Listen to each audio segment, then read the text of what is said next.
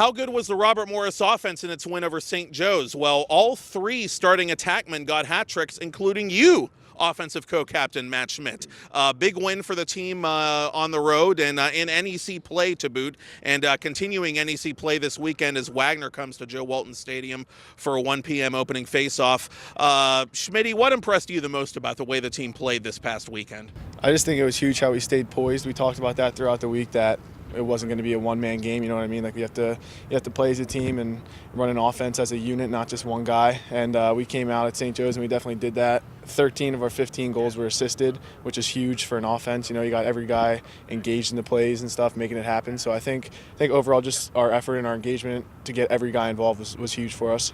It seems like the team, for the first time in a while, was really able to go back to its roots, kind of like with the effort, like you said, and with the transition game, just a ton of those goals in transition, and the man-ups. You were 3 for 3 on man-ups. That had to feel pretty good as well, I would imagine. Yeah, that was nice. I mean, when everything comes together, it's easy to kind of have a good day, you know what I mean? It's like a lot of times when we find ourselves struggling, it's when we're not doing the simple things at the highest level. We're not moving it to that next guy. We're trying to take shots on our own, and like I said, with the assisted goals and stuff, that was huge for us. I mean, that contributes to the man-up goals being there, and the transition, fast breaks and stuff like that, just using that one more to bury the ball, that was huge for us the whole day.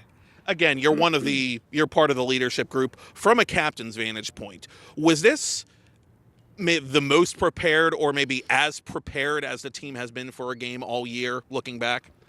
I wouldn't say that it's that we were that much more prepared. I think it's everybody. It was the buy-in, and it comes back to the effort every time.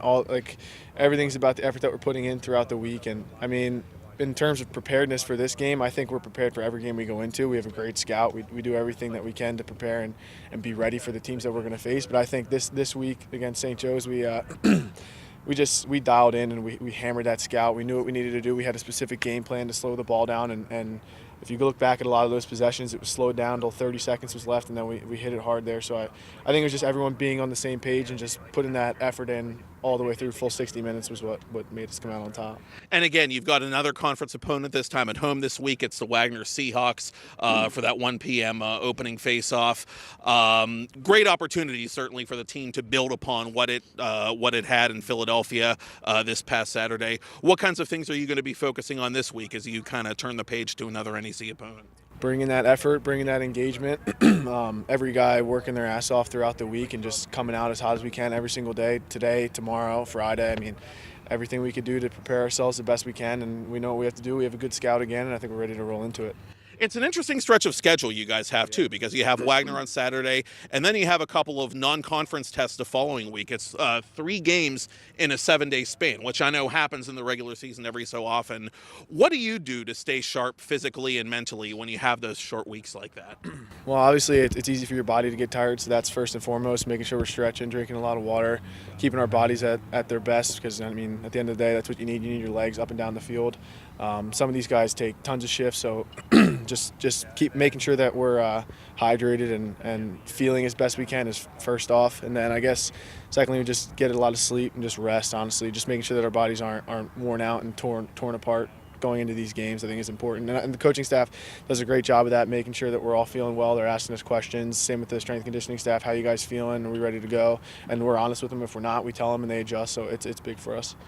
And finally, going into Saturday with another conference team coming in, and with the conference in general being up and down the way it is this year, is there going to be a lot of talk, I guess, about focus and about that being priority one? I mean, that's always in the talk each week, just focusing on what we do and what we have to do at the highest level, right, to be the most successful. So I think focus is without a doubt something that's going to be crucial to our success moving forward, not only this weekend but for the rest of our games that we have. Focusing on all the little things, like I said, that we do at the highest level that we can out here, ground balls, making that extra pass, being loud, communicating one-mores and stuff like that. It's just dialing in and being engaged and fully ready to go is going to be huge.